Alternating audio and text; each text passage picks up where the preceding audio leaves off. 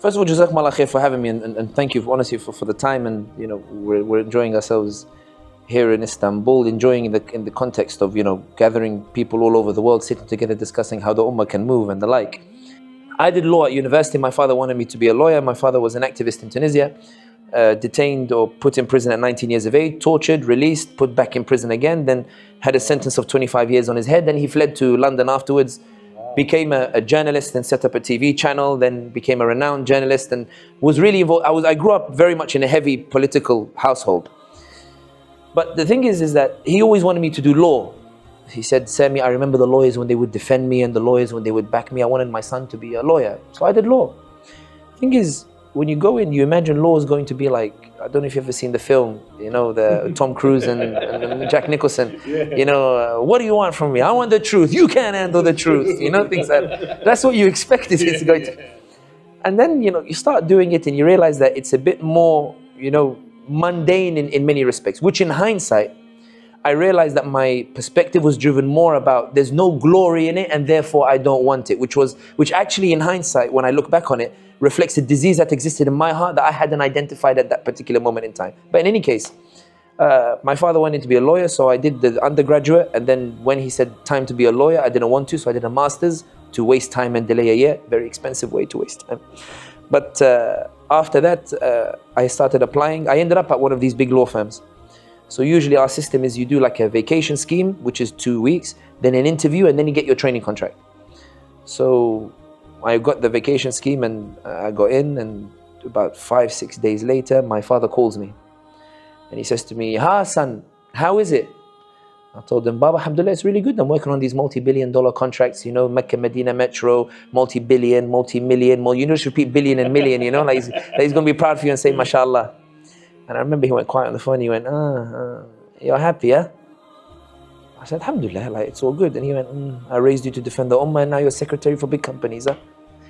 It was, it was a body blow, I don't think he realized, because I never actually told him that. It was a body blow, that single sentence was a body blow. So anyway, I finished the vacation scheme. I said, "No, I don't want to do law." So I tried like a high street firm. It was mainly, like Egyptians claiming to be Palestinians so they could get refugee status. So I was like, I can't do this. I don't want to be, I'm not going to do this.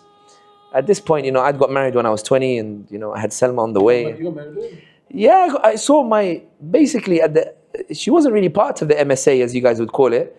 But I remember there was a big event that caused the controversy. We had a lot of Sufi, Salafi beef and whatever. I wasn't part of any of it. I was just the khatib, keeping the peace, trying to keep the peace between them. So there was a big fiasco that took place at university. I'll never forget it. So some of the more liberal trends of the Sufi tendencies, they had decided to do like a dhikr session in a room. But what they did was they invited non-Muslims as well. So it was, men, women, hippies, all sitting, next to each other with candles in the room, and they would, the guy would tell them go, and so you walk, even by like whatever your opinion is on it, it's funky by all standards. It's not, men and women all sit next to each other, and So in any case, I remember people were like to me, "Sami, you're the khatib, you should say something." And I said, "Guys, look, if they go to the student union and they say that we are extremists, they have the power to bring everything bearing down on us. So don't cause the beef now. Let's wait for a few days when the tensions calm down and go for them one by one. Grab the organizers one by one, and have a chat, and then let that go forward, and we'll achieve the same aim just without compromising everything else." Subhanallah, I walked into the common room, and there's a big crowd, and 2 people sitting on a chair, and they are discussing. And I see this woman with hijab, abaya, and she's obliterating the other guy. They're talking about it, she's obliterating, and I'm like to my friend, hey, who's that? He was like to me, "Why, do you like her?" I said, "Stop playing around, man. Who is she?" He goes, "Yeah, she studies with me. Her name is Sumaya." So subhanallah, I saw her walk into the shop. I tried to go in after so I could buy her a Twix. So to buy a Twix, and then my friend was at the cashier. So she put her stuff, and then I put my Twix, and I said, "Nick," as a gesture, I said, "I'll pay for it." And she went, "Excuse me?" Like that. And then Nick, I remember, looked and he went, "Oh, Sami got mugged and he likes a girl." So subhanAllah, for the next 3 weeks, I tried to make conversation with her, but she was a bit, not aloof, but as in, she wouldn't entertain it for very long. So I remember on the 3rd week, or 3 weeks and a half in, I remember, I always tell people sometimes, talk to Allah subhanahu wa ta'ala, talk to him like he's close to you. And you don't need to be sophisticated in how you talk to Allah subhanahu wa ta'ala. Like sometimes you just ask him and go, please, please, please, please, please, please. Like, it's like the guy, do you remember the video? Fulus, fulus, fulus, fulus, fulus. You know, money, money. And the guy next to him wants to insist on a protocol ritual. He's like, Rabbana atina fid dunya hasana fil akhirah. And he goes, yes, ameen, but fulus, ma fi fulus, ma fish fulus. Like, there's no. And it's interesting, the video came out recently saying Allah has blessed the brother, mashallah. The brother now, mashallah, is living his, they showed the video of him. You know, they're saying, do you remember this dua? He goes, Allah has genuinely blessed me. Wow. So I always think Allah subhanahu wa ta'ala, you know, we always only think of the wrath, but also Allah, you know, I imagine Allah loves when his abd asks of him. You know, and Allah has never really imposed conditions on how you ask. So I imagine, Allahumma, please, please, you know, let me, just me. Then even when you ask Allah, so I was like 3 weeks in, I remember I was like, Allahumma, like I'm a khatib, you know, I can't afford to get involved in any sort of scandal or whatever it is. Allahumma, please, show me a way forward or get the feeling out of the heart. But Allahumma, please don't give me one of those signs. Like I actually said it in English in the sujood. Allahumma, please don't give me one of those signs where you feel it's right. Allahumma, give me, though I'm undeserving, please give me a sign like you gave to Musa alayhi salam. Allahumma, though I'm undeserving, please give me a sign like you gave Zakaria alayhi salam. Allahumma, though I'm undeserving, I need a sign like this if I'm going to make a decision like this. So I would pray 2 rak'ah after Isha, 4 rak'ah in the middle of the night, and then 2 rak'ah before Fajr comes in. Same like dua over and over. The 7th night or 8th night, bear in mind, I'm not Sufi by any, I'll be honest with you, I'm not Sufi by any stretch of the imagination. But on the 7th, 8th night, I saw a dream that the friend I had asked, who is Sumayya, he brings me a cow and he tells me, Sami, it's Eid, you know, Mabruk. So I've put the cow in the dream, I've gone, Bismillah, Allahu Akbar, like I've sacrificed it. So I woke up, I picked up the phone immediately, I called him, I said, Toib. He said, what? I said, you know that girl Sumayya? He said, yeah. I said, go and tell her that there's a guy called Sami, that guy Sami wants to marry you. He said to me, bro, do you think this is 1500s? What do you mean, go and say there's a guy Sami wants to marry you? I told him, Wallahi, I know she's going to say yes. He was like, Akhi, ittaqillah, you know, like you can't just say Wallah like that. I said, no, I'm convinced. Subhanallah. 5 days, I hear nothing. Like I hear nothing from him. And I'm thinking, did I, like in the spur of, like, I know I'm a bit energetic sometimes, you know, like, did I in the spur of the moment lose my head? 5 days later, he calls me, I pick up straight away. I said, Toib. He goes, Salaamu alaikum wa rahmatullah. Skip the salam, I told him, skip the salam. Yes or no? Do you know what I mean? I said, what happened? And he goes, I'll never forget it. He goes, oh, he made you sweat. And then he says, like it's like English, like similar saying. He goes, you know what, cuz? I think she's on it, you know. I was like, what do you mean you think? And what does it mean on it? You know, like, what's it? Like, I think but she wants to hear it from the horse's mouth. Wow. She wants to hear it from you. So I said, how am I supposed to go to a girl that I don't really know that well and say, marry me? Because I don't know, you're the guy who started this. So I remember we went to we went on campus and there was a room, she brought her friend, I brought Toy. And I was like, you know, so are we decided? She goes, decided on what? And I went, Toy, did you just screw me over? You thought it's bullying you? Yeah, honestly. And I was like, and then I was like, okay, like, I heard like you had questions. And she was like, you know, when's the time frame? I thought it would be hard questions. And subhanAllah, like, from meeting her, 4 weeks, I asked, she said yes. And then a couple of weeks later, we got engaged. And then we did the nikah like 2 months later, and then did the walima, I think maybe 4 months later. And then alhamdulillah, like 14 years, like alhamdulillah, going strong. But in any case. Can I ask, as a young chap, obviously being in uni, and that's a big call. What made you do that? What made you? Because there's a lot of kids that are, you know, wanting to get married, and you know we deal with it a lot. You know, that's the biggest comment. Look, at the retreat, wallahi, we have open discussions, and the biggest discussion in open discussions, where they can choose whatever they want to talk about, is what? Finding a woman, or the women. Like we have a men only discussion, and they always talk about how could I find a woman. But not only that, the problem is with our sisters, where they come to us and they say, these Muslims at these unis treat us like we're the plague. Assalamu alaikum, they bow their heads, and they interact with the non-Muslims easy enough. Yeah. But I want to know, what made you approach a sister in that manner? What made you take that leap of faith? You know, were you always ready for marriage, or is it something that you said it's time? So I grew up in a household where my father relied so heavily on my mother in achieving the things that he wanted to achieve. My father is someone who dreamt of, about the ummah and, going out and set up his TV channel, and he'd do like religious shows here, and then he'd do political shows. La Presse, which was a French paper in 2001, it wrote, it says, a small brick house shakes bin Ali's regime. Like my father would do a show, and King Salman would call in, he was prince at the time, and would say, I followed the show, I just wanted to comment on this and this. Sultan of Oman, like my father. But my mother, like, she loved my father's vision, she loved him for what he wanted to achieve, and she gave everything for him. But my father would often say, this is impossible without Zubaydah, without your mother. It's impossible without her. And we'd see it because he traveled to all these places. And she would not hold the fort down, she'd support him. So anything that needed to be done in London, she'd do it. But she would teach us that he was a hero. So it wasn't like mothers when they're telling their kids, look how your dad is leaving me alone. And like, she would teach us he was a hero. So I knew how much my father relied on her. The second thing is, there's an ayah in the Quran where Allah says He puts mawadda and rahmah between husband and wife. And this ayah broke my heart. I know some people might say, how can ayat break your heart? Allah says He puts mawadda and rahmah between husband and wife. Meaning, it's not a right to love your wife or a wife to love her husband. It's a blessing and a privilege that Allah might not give you. It's something that Allah might give sometimes and might remove from you. It's something that you have to make dua for, that Allah puts in your heart. And it's something Allah can also remove from your heart. So I read this ayah and I thought, hang on a second.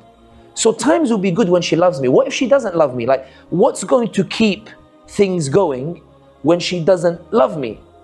And my mother used to always say, I was younger, like, it's probably not the best example to give, but like, I remember as a 13, 14-year-old, my mom, mashallah, is very eloquent, but she's very blunt when she goes through.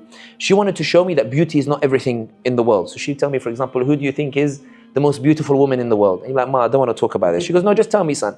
So I would say, so-and-so. I don't want to cause a controversy on her. And she would say, divorced 4 times.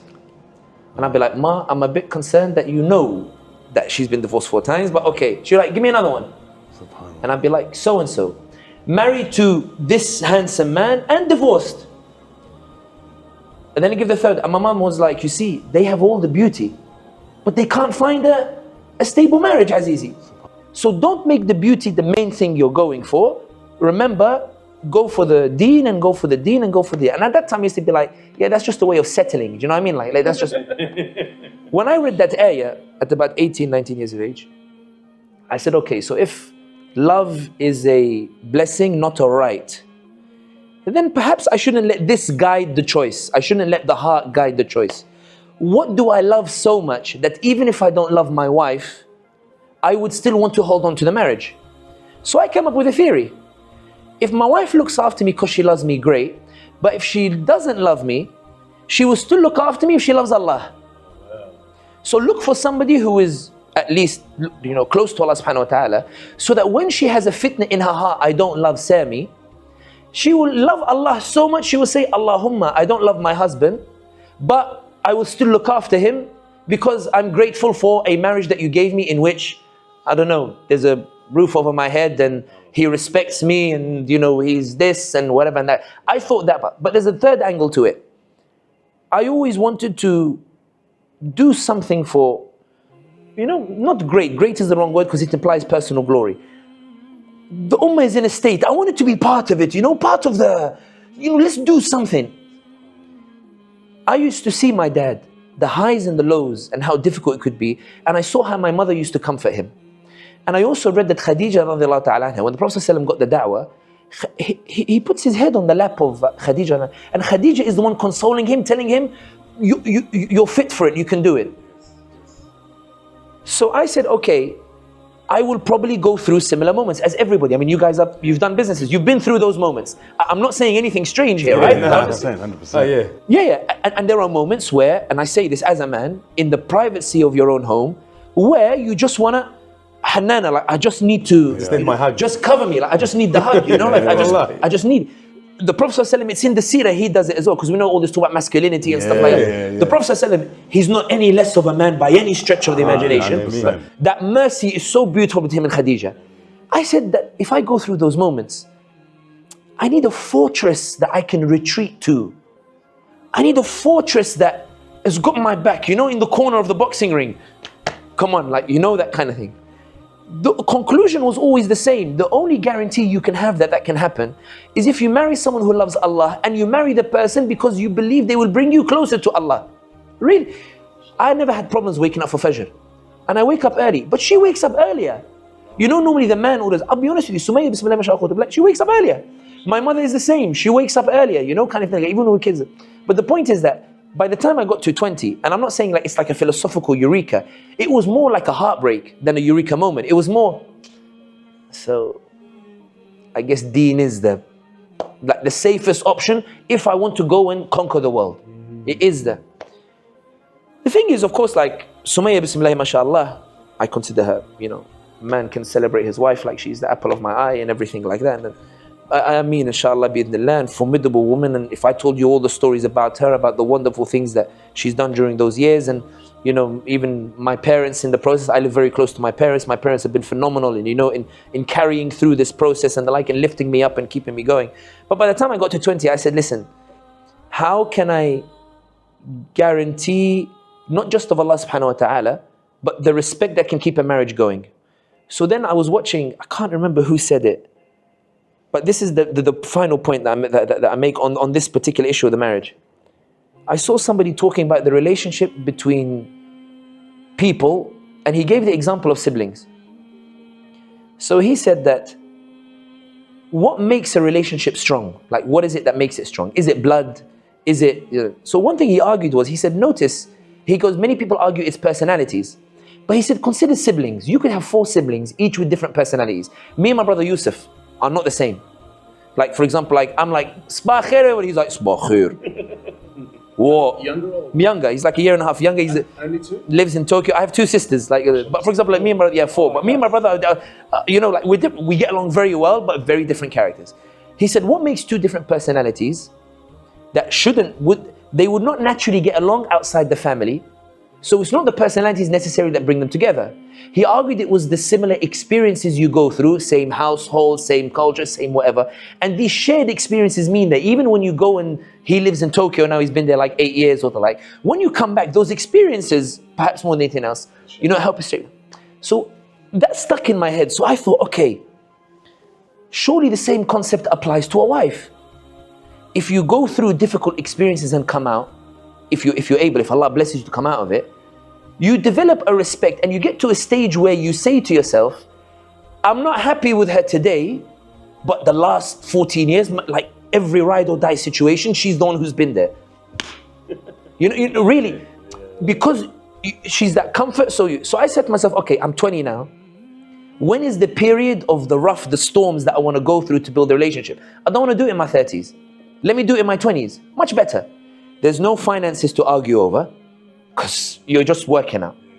If she accepts me in this state, then everything is uphill from there. If we survive those turbulent periods in the first 4 or 5 years, do you know, then even when I succeed, and this is something my brother said to me later, even in my view was, when you succeed eventually, she's been such an indispensable part of it that you cannot imagine success in life without her.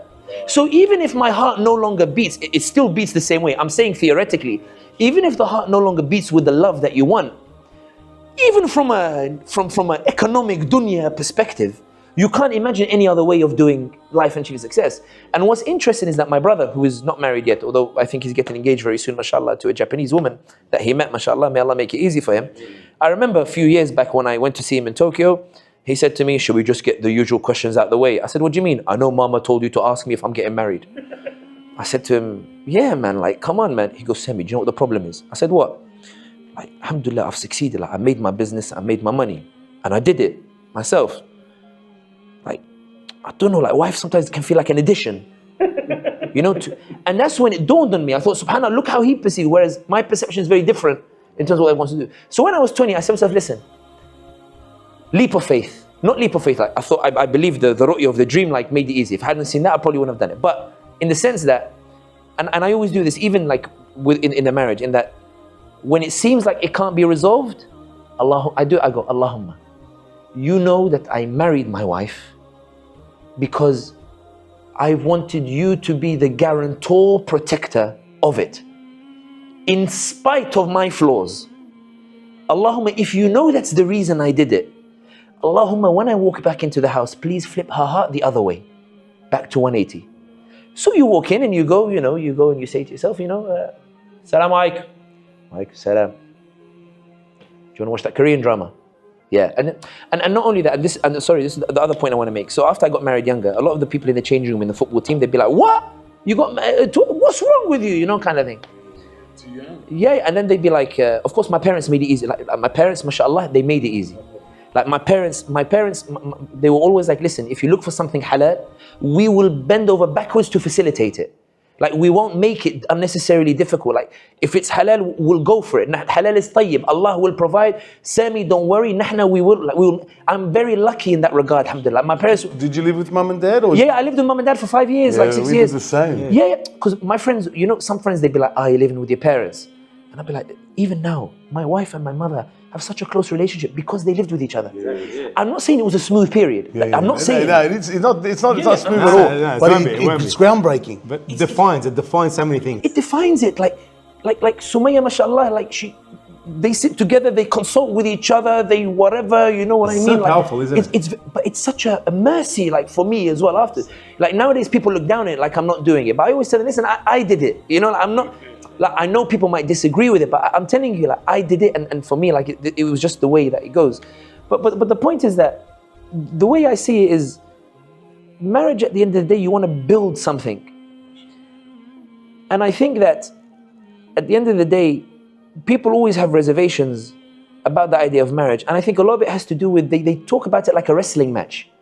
He's going to make me do this and she's going to make me do that. He's going to make me do this and she's going to make me do that. And I understand that, but like sometimes some people come, they're like, Sami, I'm talking to the wife, I'm talking about finances, about this, about whatever, and this and that. Advise me. I told him, Akhi, I didn't talk to Sumaya about anything to do with finances. In fact, I told her for the next 15 years, we'll probably have financial crisis. Like, let's just, and they were like, no, we're talking about responsibilities in the house. Akhi, I never had a conversation with Sumaya about responsibilities in the house. And I remember the guys in the changing room later, some of the brothers, they'd be like, listen, when I get married, my wife gonna cook. When I get married, my wife's gonna clean. And me and Tayyib, because Tayyib, my Khalil in this dunya, he married very soon after me. Oh, wow. So he was like, wait a minute, that seems quite straightforward. Khalas, he knew the head sister of the MSA, couple of emails and he's still married today, mashallah, with 3-4 kids, martah. Wasim heard the story and was like, somebody recommended him, said she's a good girl, whatever, they interacted via email. And he was like, khalas, let's just do it. And everyone's looking at us and going like, dude, have you lot lost your minds? Are you lot mad? My professor called me, he goes, Sami, I heard you got married because of a dream. And I said, Professor, it's a bit like more like, but in Islam we believe, yeah. No,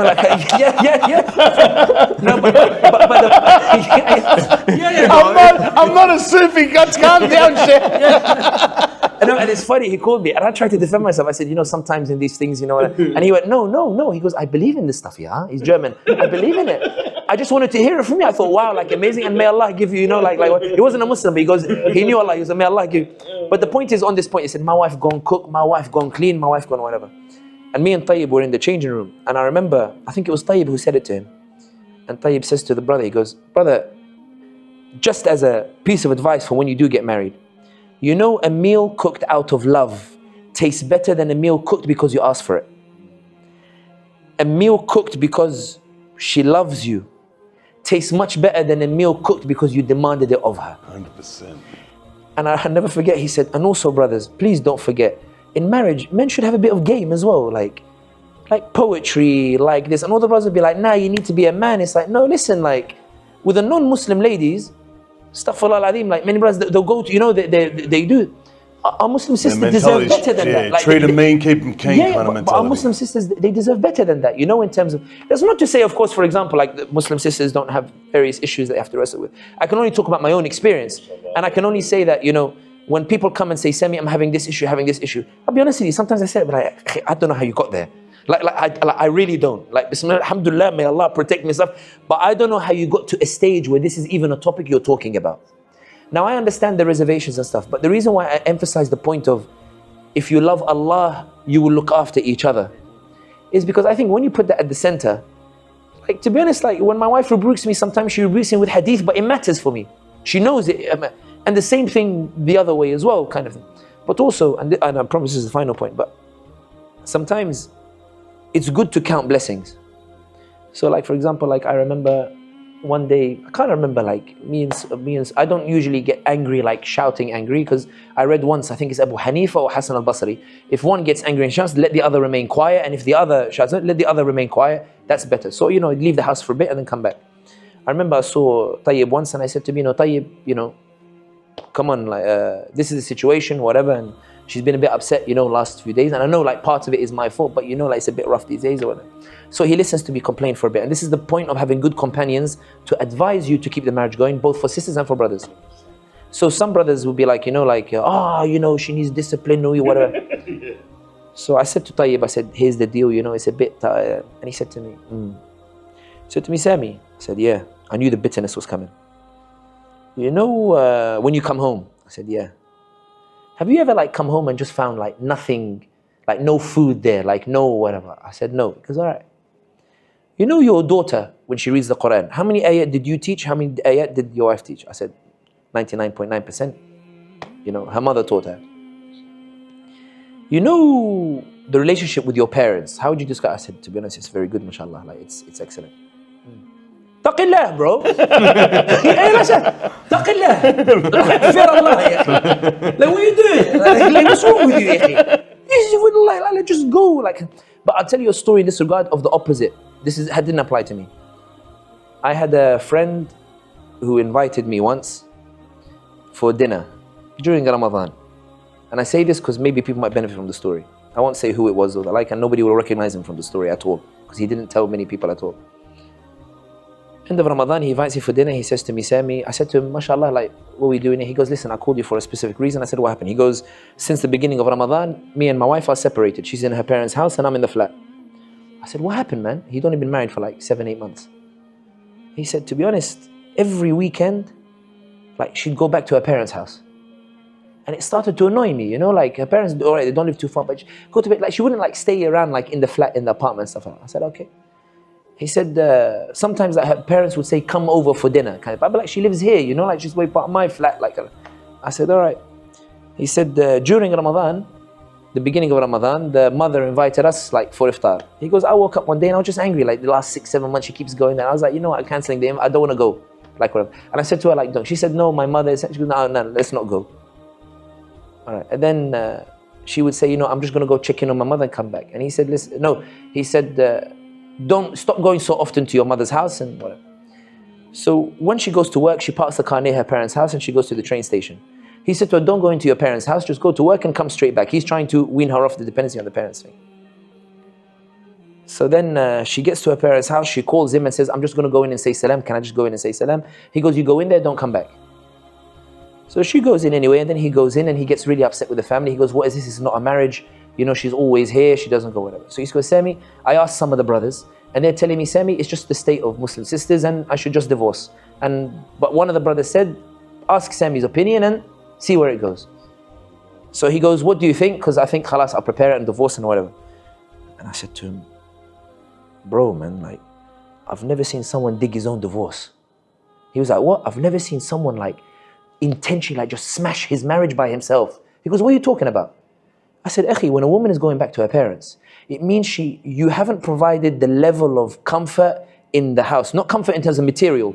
You haven't made her feel comfortable enough in the new place. She left her parents' house for you. She doesn't feel comfortable enough there. So she goes back to where she feels comfortable, which is the parents' house. That's a lack of leadership on your part. That's not her. Like, you failed to deliver that. That's the first failure.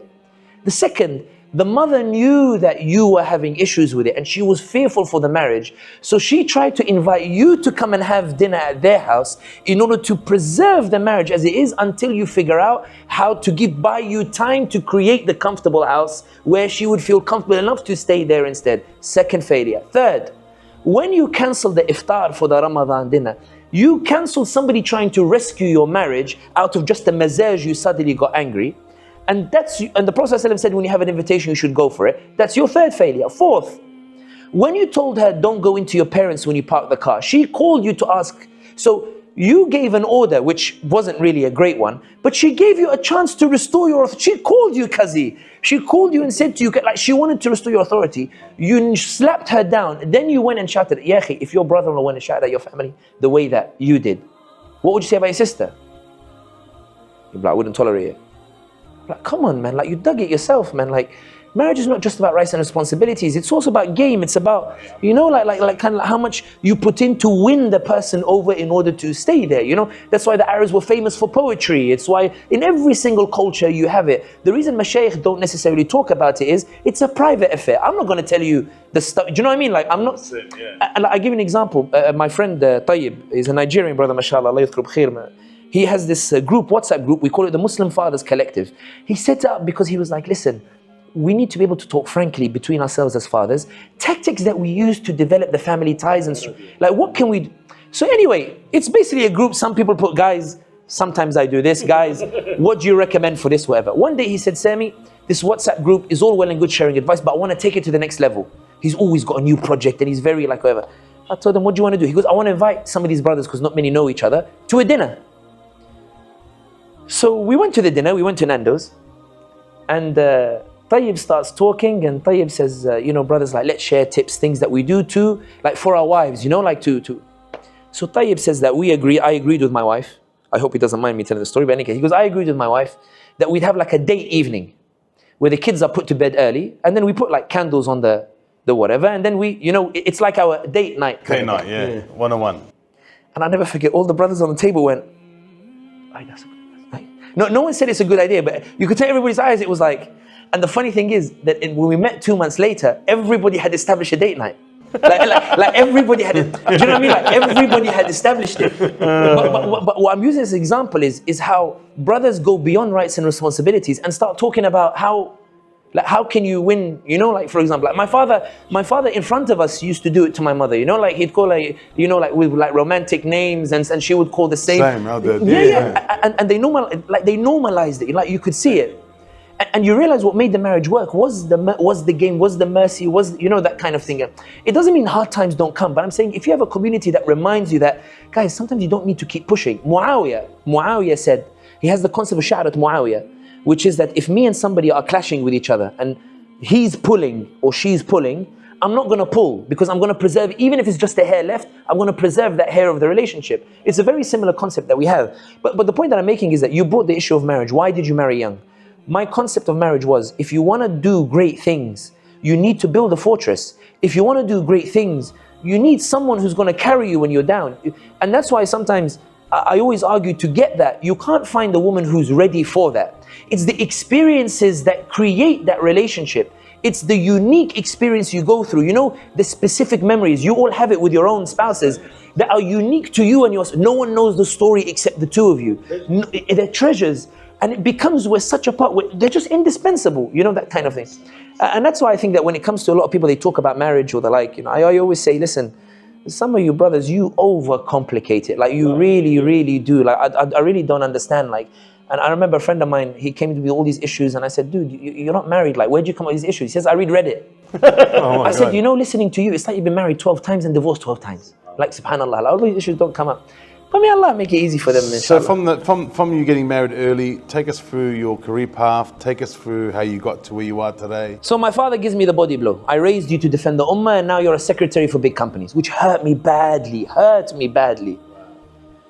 So anyway, then eventually I decided I'm not going to do law. And then I sat at home just throwing applications everywhere. You know, the way students do 200 applications, whatever. What were you looking for? Anything. I'll just get any job. Like I don't want to do law. I'll just get any job, like anything that will feed the family or whatever.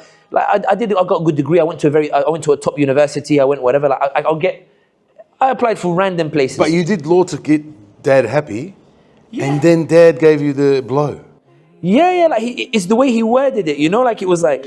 In hindsight, when I look back, I realized it wasn't that my dad wanted me to do law. It's that my dad was terrified I would have no direction, and thought law would give me some direction. Because when my dad like sees me now, or even before, like he was proud of me from a long time ago. But I realized that all my dad wanted to see was, I've got it sorted. Like I think many sons confuse that in their fathers. 100%. They confuse it. That's why I'm touching base on that. Very important. They think when their fathers are telling them, I need you to do medicine or I need you to do law. I think it's less about medicine and law and more that, son, this world can be a nasty place, especially for one without direction. Let me give you the direction, and at least, you know, when you establish some roots, then decide to do what you want afterwards. Let me at least get you over that. Because fathers, I mean, as you grow older, now I'm a father, Now look at my kids, you know, like you're predicting those teenage years because you remember your own teenage years. You're predicting, like, do you know what I mean? Like you're panicking, like you're trying to provide an environment for them that keeps them away from it. So you imagine how your parents must have felt that way, like I never appreciated my dad till I had my son in my hand. Yeah. I honestly, like, no, because my dad was harsh on me. Yeah. Like, you know what I mean? Like, dad, help me with a car. And, go get it yourself. You know what I mean? Be a man, be a rijal. So, and I used to like, Dad, like, come on, you can help me. It's like, and I remember the time that I held my son in my hand, my first time. And I said, Allahu Akbar, this is how my dad felt. You had it too. I realized every father has it. Yeah. This is how my dad felt when he held me in his hand. I felt I swear to God, the love and the compassion and what brought me to my father and love, wallahi, unbelievable. Because I honestly had a lot of like anger towards my dad because he was hard on me. Yeah. Like, you know, he wouldn't give me money. He would say, you're going to be a man. Like, he pushed me to the limits, you know what I mean? Like, and you know what I mean? But I recognized that only when I held my son in my hand. No, and you know, and for me, like, you know, like the thing that hurts the most about it is that, you know, when you hold I had Selma first, that's the only time you realize, you finally understand how your parents saw you. Like it's so horrible. Like you think, I don't know what's wrong with me. Like you know, it's the most horrible feeling. Like, like you're supposed to be happy. You know, your child is born. 100%. But it overwhelms you. You're like, this is how my parents saw me and see me. Like, what an idiot I was.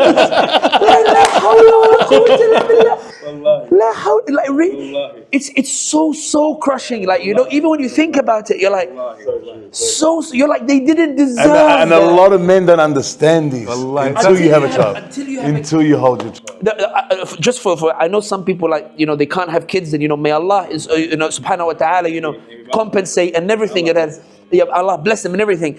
But honestly, in that moment, like, it's like a perfect, you know, I try to describe it to people without kids, you know, like, kind of thing, you know, the press. You can't describe it. Like, if my brother woke me up in the middle of the night and was like to me, Sami, I'm like, Yusuf, I beg you be quiet and go back to sleep. Selma breathes funny. Binti. you know what I mean? Like, I'm up, you know. There's a monitor there, monitor here. Sulaiman, like, he'll go like that. And I'm like, Sumaya. Like you realize that's how your parents, you know, when your mother tells you, message me when you land, message me when you board it. To this day. You know, to this day, our mother, may Allah bless her. To this day, we are 50, 46. My mum, if we don't call her every day, we are around the corner. If we don't visit her, because our dad's passed away, Allah yarhamu. And subhanallah, our mother to this day, she's just, I call her, and if I sound funny, oh my God. If I sound a little bit funny, what's wrong with you? I'm coming over, I'm bringing soup. I said, Mum, there's nothing wrong. Wallahi, there's nothing. I'm coming, I know there's something wrong. I said, Wallahi, Mum, I just like, I coughed by accident. And you know, the thing is, like for example, like my mother today and for quite some time, like, she is my best friend. Like, she is my best friend. But one of the things that made me realize just how much of a best friend she is was, my daughter Selma is now 9 years old. You know, she goes to school and she might get in trouble or someone hurt her or stuff, but she doesn't want to tell you. Do you know what I mean? Like, she's not, and your heart is crying out, Binti, tell me so I can fix it. Like, I'm not gonna. I don't wanna. You know, like just Binti. Like, I will move the world for you, ya Ghalia. Just, and it made me realize that's how my mother feels. Like, that's the worst part. Like, you read about it, you didn't believe it when you read about it. It's when you felt it. Like, I started realizing, hang on, Sami, this feeling is in your mother. Go and tell her. Even if she gets angry and tells you, because you now know how it feels. You now see through I call it the shi'r, you know, the poetry. You know, you now see through it, like, kind of thing. So yeah, like, I don't know how we got to that, but like really, like when you mention it, when you hold the child, like, honestly, people are always like, was it the happiest moment of your life? I'm like, it was happy and miserable at the same time, because I realized. You recognize your shortfall. But it's like, you recognize your shortfall. When you're teenagers, like, every teenager probably has a story, something they shouldn't have said to their parents, you know, something they shouldn't. You know, and you're like, Wallah, if I could go back, Wallah, if I knew how, Wallah, ya Ummi, I would never do it. Like, Wallah, like, I'm so